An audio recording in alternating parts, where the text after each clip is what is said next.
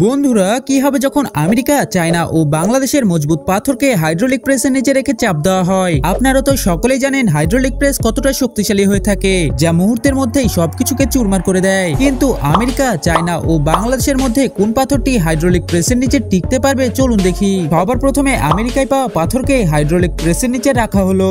আর যখন হাইড্রোলিক প্রেসের ওজন এই পাথরের উপর পড়ে, তখন প্রায় 12 টন ওজন পড়তেই পাথরটি ভেঙে যায়। চলুন এবার চায়নায় পাওয়া পাথরকে হাইড্রোলিক প্রেসের নিচে রেখে চাপ দেওয়া যাক। যদিও এর থেকে বেশি কিছু আশা করা যায় না, আর সেটাই হলো মাত্র 6 টন ওজন পড়তেই পাথরটি ভেঙে চুরমার হয়ে যায়। চলুন এবার আমাদের প্রিয় দেশ বাংলাদেশের মজবুত পাথরকে হাইড্রোলিক প্রেসের নিচে রেখে চাপ দেওয়া যাক। তবে তার আগে আপনি যদি একজন বাংলাদেশি হয়ে থাকেন, তাহলে এই ভিডিওটিতে একটি লাইক দিয়ে চ্যানেলটি সাবস্ক্রাইব করুন। আর যদি অন্য দেশের হয়ে থাকেন, তাহলে গর্বের সাথে আপনার দেশের নামটি কমেন্ট করুন। বন্ধুরা, বাংলাদেশের পাথর তো সবচেয়ে বেশি প্রায় 25 টন ওজন সহ্য করে নেয়, তবুও হাইড্রোলিক প্রেস বাংলাদেশের পাথরের তো কিছুই করতে পারে না।